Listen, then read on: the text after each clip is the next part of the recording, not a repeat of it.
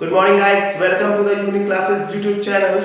हमारा जो topic active and passive voice का जो चल रहा है, हमारी जो वीडियोस आ चुकी हैं, 3 वीडियोस आ चुकी हैं। एक में रूल्स थे, फिर हमने आपको टेंस के बारे में बताए थे, उसके बाद भी तीसरी में भी टेंस के बारे में बताए थे।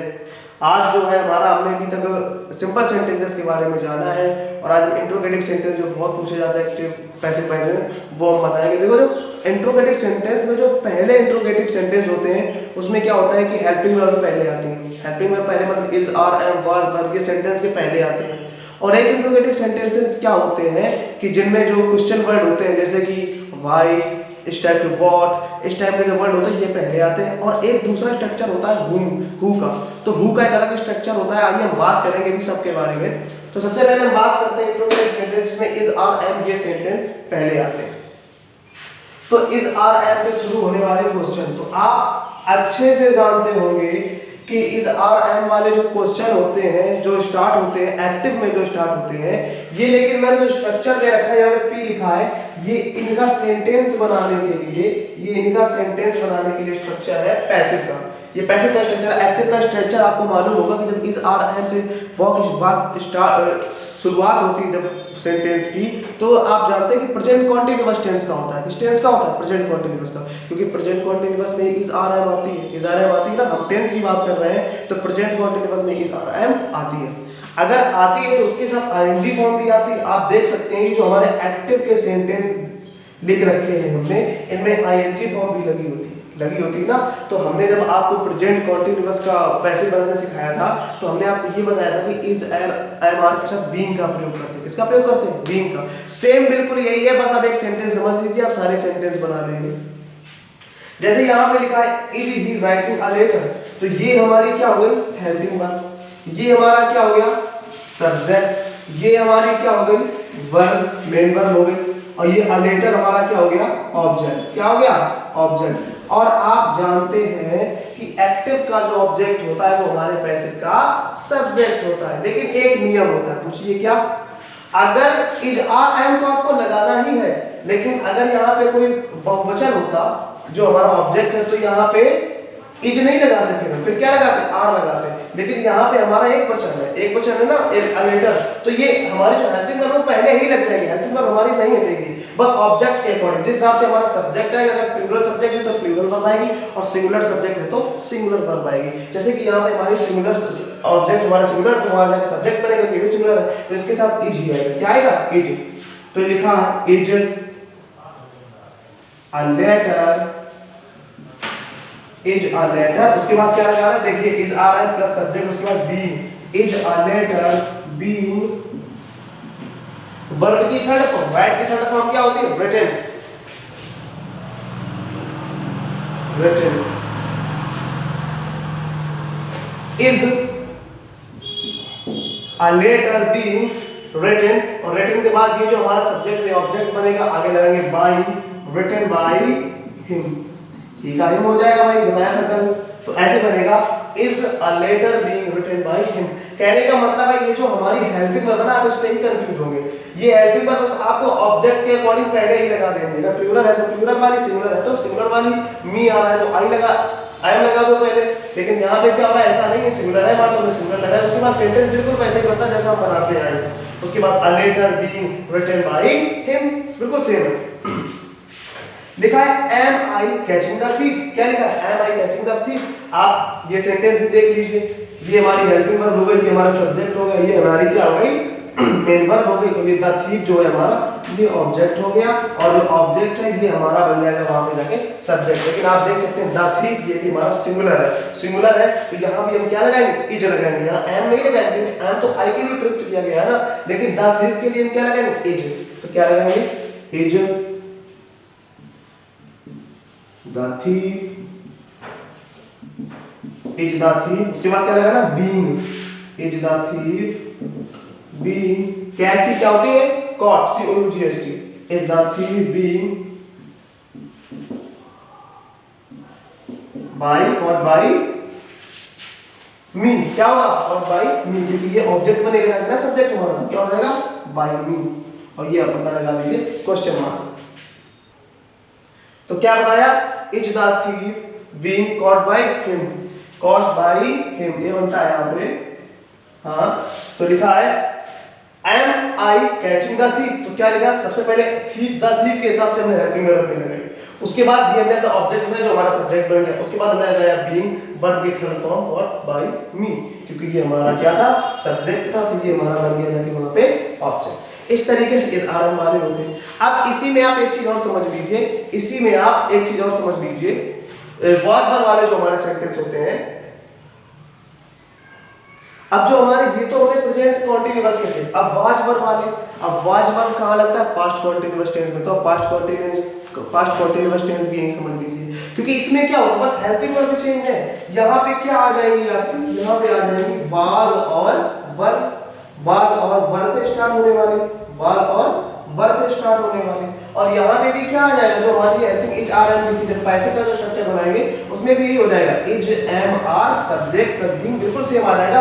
आइए एक बार सेंटेंस समझ लीजिए, आपको समझ में आ जाएगा। मान लो कोई सेंटेंस लिखा है कि was he writing a letter, क्या लिखा है कि was he writing a letter, question mark सब में लगेगा, याद रखिएगा क्योंकि इंट्रोगेटिव बना रहे हैं। तो लिखा है was he writing a letter, बिल्कुल सेम वही फंडा है, वाज और वर का यूज करना है। अगर यहाँ पे प्लूरल मिल जाए तो वर का यूज कर देंगे, सिंगुलर मिल जाए तो वाज का यूज कर देंगे। ये हमारा सब्जेक्ट है, ये हमारी हेल्पिंग वर्ब, ये हमारा सब्जेक्ट, ये हमारी मेन वर्ब, ये हमारा ऑब्जेक्ट। और आप जानते हैं जो ऑब्जेक्ट होगा वो सब्जेक्ट बन जाता है, इसलिए वाज पहले लगा देंगे क्योंकि ये क्या है, सिंगुलर।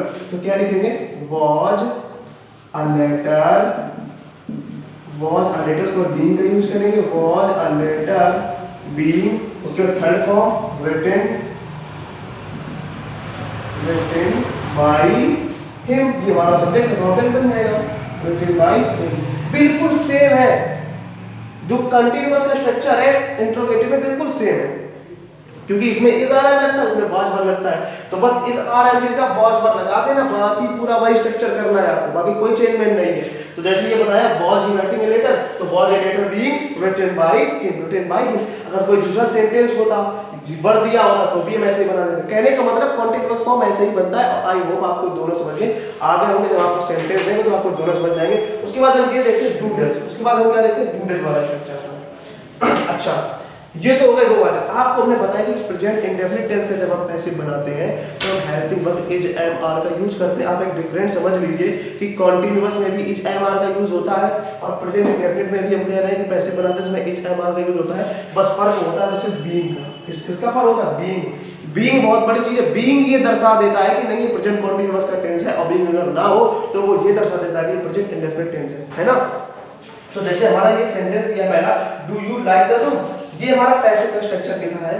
पैसिव का स्ट्रक्चर लिखा है, जब आपको डू डज पहले मिलेगा तो आप इज एम आर पहले लगाएंगे, है ना, क्योंकि ये इंटरोगेटिव है। किस हिसाब से लगाएंगे डू डज, अगर हमारा जो ऑब्जेक्ट है जब वो सब्जेक्ट बनेगा जाके, अगर तो वो एक वचन है तो हम डज लगाएंगे, और अगर वो बहुवचन है तो हम डू का यूज करेंगे। आप जानते हैं डू डज का यूज कहाँ करते हैं। एक सबसे पहले इसलिए हम सब्जेक्ट अपना निकाल लेते हैं, ये हमारा इसमें सब्जेक्ट है, और ये हमारा जो लाइक है ये हमारा क्या है, इसमें ये है हमारी वर्ब इसमें, और ये हमारे डू हेल्पिंग वर्ब है, और ये है हमारा ऑब्जेक्ट। तो आप जानते हैं जो ऑब्जेक्ट होता है वो सब्जेक्ट बन जाता है, और द रूम जो हमारा ऑब्जेक्ट है वो एक वचन है, इसीलिए हम डू की जगह अब हमारा डू की, अब डू नहीं आएगा हमारा, अब तो क्योंकि डू की जगह में इज हमारा यूज करना है, तो ये हमारा एक वचन, इसलिए क्या लगाएंगे, इज। क्या लगाएंगे, इज द रूम, ऑब्जेक्ट को है सब्जेक्ट बना के इज द रूम। उसके बाद में बीइंग अब लगाना नहीं क्योंकि इंडेफिनिट की बात कर रहे हैं। अब इज द रूम सब्जेक्ट के बाद क्या लगेगा, वर्ब की थर्ड फॉर्म। लाइक क्या होती है, like, is the room like by, अब यू ऑब्जेक्ट बनेगा तो यू ही रहेगा, लाइक बाय यू। तो क्या हो जाएगा, is the room liked by you, is the room liked by you. तो do you like the room, तो क्या बनाया, इज एक वचन था the room, is the room liked by you. इसी प्रकार से दूसरा समझिए, इसमें ये हमारी हेल्पिंग वर्ब है, ये हमारा सब्जेक्ट है, ये हमारी मेन वर्ब है, और ये हमारा ऑब्जेक्ट है। और ये जो ऑब्जेक्ट है हमारा ये जाके बनेगा सब्जेक्ट। तो एक वचन जो ए पेन है हमारा वो भी एक वचन, इसलिए हम यहाँ भी इज लेंगे, तो करेंगे is a pen, is a pen, ठीक है। उसके बाद वर्ब की थर्ड फॉर्म लगाएंगे, नीड का हो जाएगा N double E D, needed, is a pen needed by. अब ही को जब उस ऑब्जेक्ट में चेंज करेंगे तो क्या हो जाएगा, हिम, तो क्या हो जाएगा, is a pen needed by him, is a pen needed by him. इसी तरीके से ये बनेगी। तो अब ये जो है ये हमारा डिड से शुरू है। अगर डिड से शुरू होगा तो क्या होगा, डिड का मतलब पास्ट इंडेफिनिट। और मैंने कहा था कि जब पास्ट इंडेफिनिट टेंस का हम पैसिव बनाएंगे तो वाज वर्ब में हेल्पिंग वर्ब चाहिए। ये तो बोला था ना कि वाज वर्ब में करेंगे, तो आपको बस वही करना है। यहाँ पे अगर तो ये एक वचन हो तो वॉच का यूज, अगर बहुवचन हो तो वर्ब का यूज। तो यहाँ पे ये हमारी हेल्पिंग वर्ब है, ये हमारा सब्जेक्ट है, ये हमारी मेन वर्ब है और ये हमारा ऑब्जेक्ट है। और जो ऑब्जेक्ट है वो सब्जेक्ट बन जाता है, लेकिन अब डिड नहीं यूज होगा। डिड किसका क्या यूज होगा, वॉज वर्ब। अगर तो यह क्या बोलते हैं एक वचन है, वॉज बहुवचन है तो वर्ब, लेकिन लेटर हमारा क्या है एक वचन, तो इसलिए हम क्या लिखेंगे, डिड लिखते हैं was a letter, was a letter. उसके बाद वर्ब की थर्ड फॉर्म राइट की written, was a letter written by, object क्या होगा, him, लिखा है ना, तो इसका क्या हो जाएगा him। तो क्या हो जाएगा, was a letter written by him, was a letter written by him, इस तरीके से। उसके बाद दूसरा दिया है did she help you, did she help you। तो यहाँ पे आप देख सकते हैं ये हमारा क्या है हेल्पिंग वर्ब, ये हमारी क्या है सब्जेक्ट, ये मेन वर्ब, ये यू हमारा ऑब्जेक्ट में काम कर रहा है यहाँ पे, इसलिए यू जो है हमारा ये हमारा सब्जेक्ट बन जाएगा। और जब ये हमारा सब्जेक्ट बनेगा तो ये यू जो है ये तो हमारा बहुवचन है, यू हमारा बहुवचन है, तो हम क्या लेंगे वर्ब, क्या लेंगे हम वर्ब का यूज करेंगे। तो यहाँ पे यू हमारा सब्जेक्ट हो जाएगा, लेकिन हम हेल्पिंग वर्ब क्या लेंगे वर्ब, क्या लेंगे वर्ब। तो वर्ब यू, वर्ब यू, उसके बाद वर्ब की थर्ड फॉर्म हेल्प, हेल्प क्या होगी हेल्प, वर्ब यू हेल्प। सी का क्या हो जाएगा, जब ऑब्जेक्ट बनेगा तो बाई हर, क्या हो जाएगा बाई हर। तो क्या हो गया verb you help by her, verb you help by her. ठीक है, ये तो हो गया। अब समझते हैं अगर हैव और हैड दिया हो तो क्या करते हैं।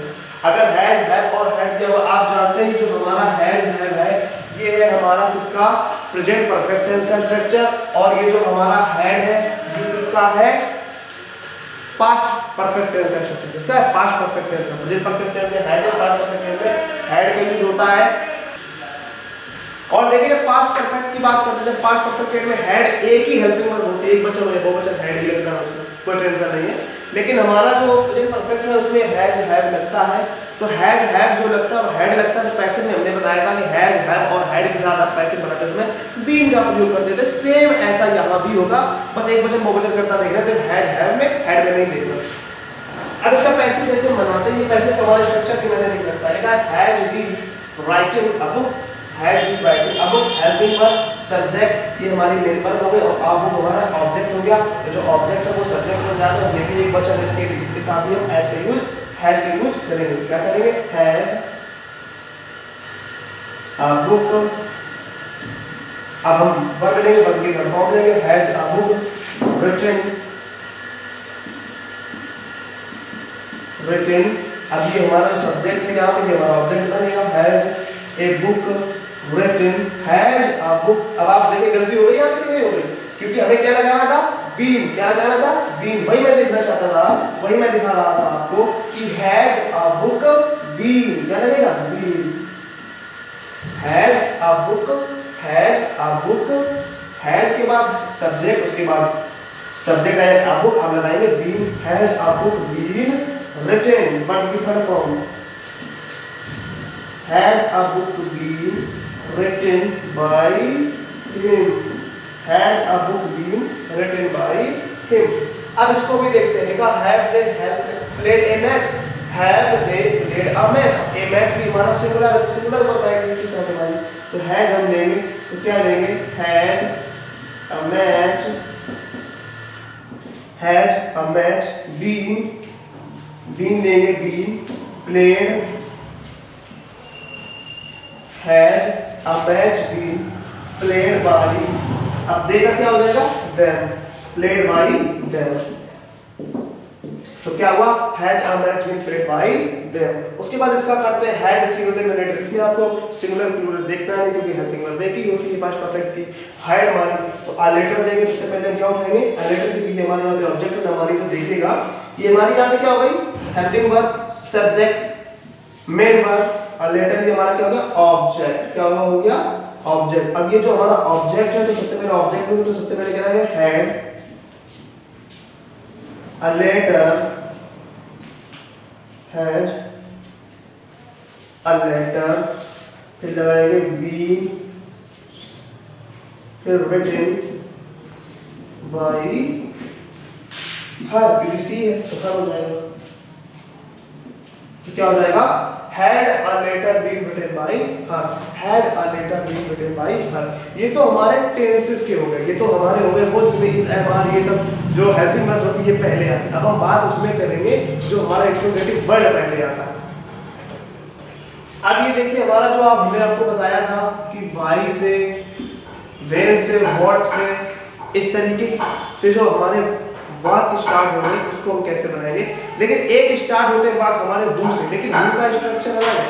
सबसे पहले हम इसका समझते हैं, किसका, ये अपने जो इंट्रोगेटिव वर्ड होते हैं जो हमारे पहले आते हैं, सबसे पहले इनका स्ट्रक्चर समझते हैं ना।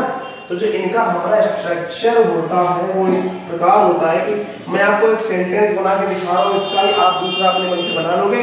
ना मानो तो जब मैं पढ़ा रहा हूँ या वीडियो पुश करने की कोशिश करिएगा, आप खुद बना लेंगे। सबसे पहले क्या करेंगे, जो इंट्रोगेटिव वर्ड है उसको वैसे ही लिख दीजिए। इसका हम पैसे बना रहे हैं पहले वाले, तो जो इंट्रोगेटिव वर्ड है उसको पहले लिख दीजिए। वाई लिखा, लिख दिया भैया वाई। अच्छा एक बात बताइए, अब वाई लिख लिया, अभी मैंने आपको ये इंट्रोगेटिव सेंटेंस पढ़ाया है, इंट्रोगेटिव सेंटेंस पढ़ाया है, तो मैंने आपसे कहा था कि जो हेल्पिंग वर्ब है, जैसे यू हमारा सब्जेक्ट हो गया, ये हमारी मेन वर्ब हो गई, ये हमारी हेल्पिंग वर्ब है, और ये हमारा ऑब्जेक्ट है। तो ये जो हमारा जो हैव है, हैव जो होता है भैया, हैव के साथ हम क्या लगाते हैं, बीन। क्या लगाते हैं हैव के साथ, बीन। तो बीन लगाते हैं ना। लेकिन वो जो ऑब्जेक्ट है, क्योंकि ये तो हमारा ऑब्जेक्ट है ना, और जो हमारा एक्टिव का ऑब्जेक्ट होता है वो पैसिव का सब्जेक्ट होता है। जो एक्टिव का ऑब्जेक्ट होता है वो पैसिव का सब्जेक्ट होता है। तो सबसे पहले क्या करेंगे, इंट्रोगेटिव हमारा वर्ड जैसा दिया उसको वैसे लिख लेंगे। उसके बाद इसको इंट्रोगेटिव के साथ जो मैंने पहले आपको बताया टेंस वाले उसमें करेंगे। तो सबसे पहले क्या आएगा, वाई, हैव की जगह क्या हो जाएगा, हैड, क्योंकि द मिरर हमारा क्या है, सिंगुलर है, तो क्या हो जाएगा, वाई हैज। अब इसको लीजिए, why has the mirror, why has the mirror. अब हैज आपके साथ बीन लगता है ना, तो आप बीन लगा दीजिए।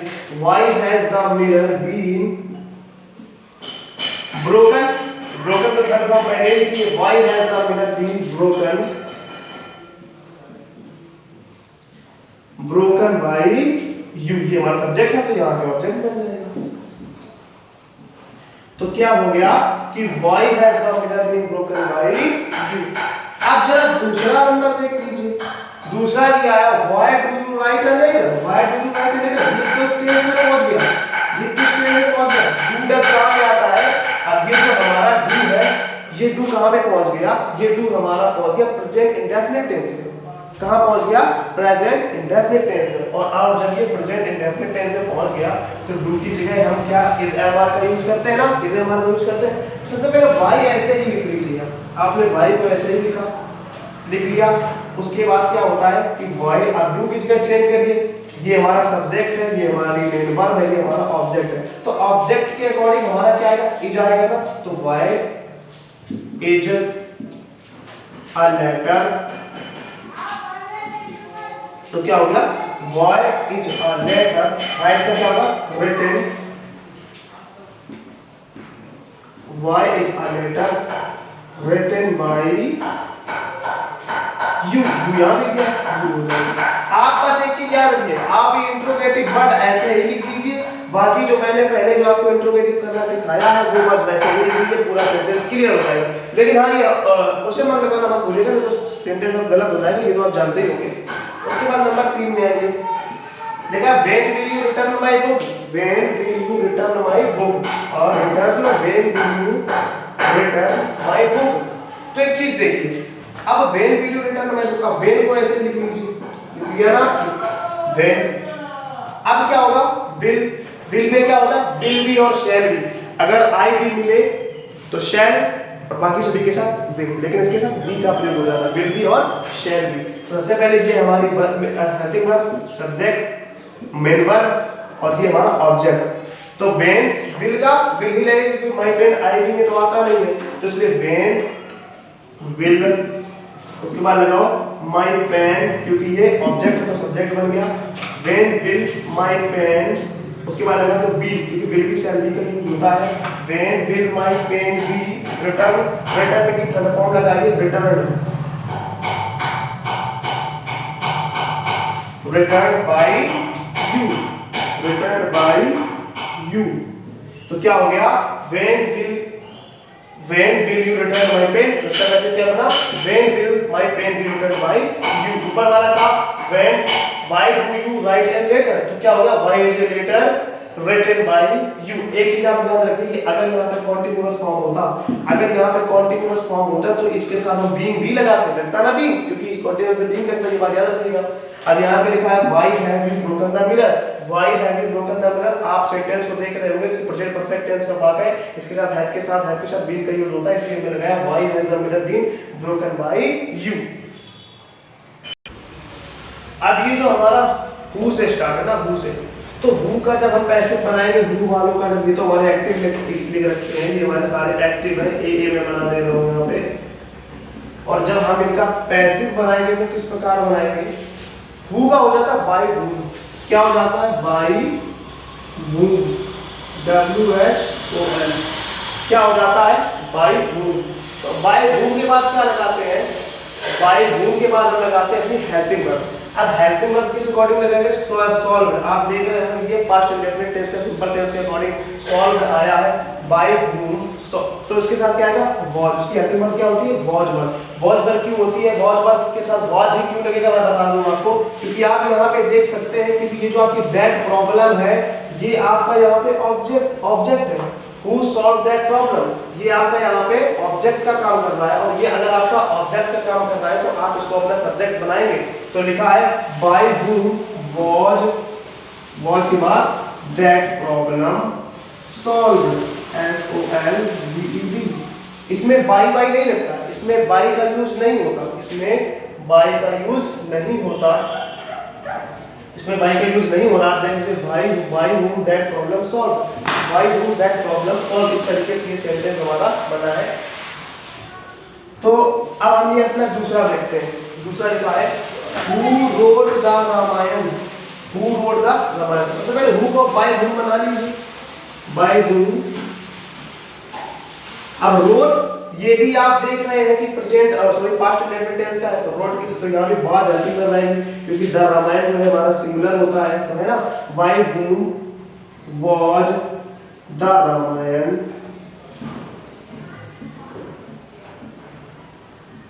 by whom was the Ramayan written, क्या हो जाएगा, by whom was the Ramayan written।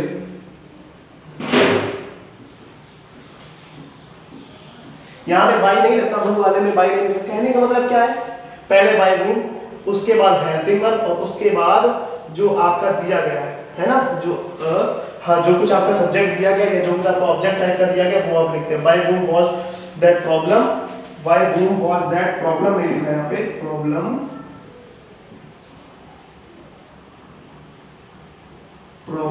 Solve,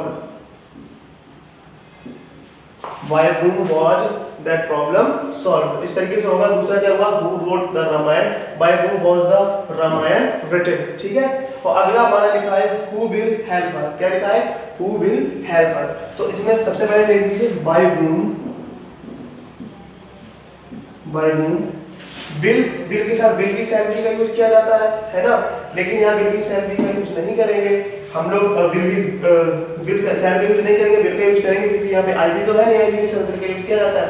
तो who will help her, तो यहाँ पे by whom लिया, by whom के बाद यहाँ पे अपना will लेंगे, ठीक है, will ले लिया, by whom will, उसके बाद ये अपना ऑब्जेक्ट को जाएंगे will see, सी के बाद क्या लेंगे बी, क्योंकि विल बी शैल बी का यूज होता है। By whom will she be help, क्या होगा हेल्प, तो क्या होगा यहाँ पे by whom will she be helped, by whom will she be helped। आप इसके स्ट्रक्चर समझने की कोशिश करिए, फिर से मैं एक करके सेंटेंस समझाता हूँ। लिखा है who solved that problem, by whom was that problem solved। by whom लगा के हेल्पिंग वर्ब लगा के उसके बाद ये सारा उठा के लिख देना है आपको, ठीक है। उसके बाद यहाँ पे लिखा who wrote the Ramayan, by whom के बाद हेल्पिंग वर्ब लगाओ, उसके बाद पूरा लिख दो वहाँ पे, ठीक है। रामायण written, उसके बाद ये ऑब्जेक्ट उठाओ, उसके बाद by whom, उसके बाद हेल्पिंग वर्ब, उसके बाद आपके जो ऑब्जेक्ट है वो सब्जेक्ट अकॉर्डिंग आया, उसके बाद आपकी वर्ब आएगी, थर्ड फॉर्म आएगी वर्ब की थर्ड फॉर्म। वैसे ही यहाँ पे by whom helping verb object उठाया हमने, अपना सब्जेक्ट बना लिया यहाँ पे, और यहाँ पे वर्ब की थर्ड फॉर्म, वही यहाँ पे बस तीनों में ये हुआ है। तो आई होप आपको ये जो हमारा इंट्रोगेटिव स्ट्रक्चर था ये आपको समझ में आया होगा। अभी मैं आपको कुछ सेंटेंसेस होमवर्क के तौर पर दे रहा हूँ, उसको करिएगा, आपको पूरा सब कुछ समझ में आएगा।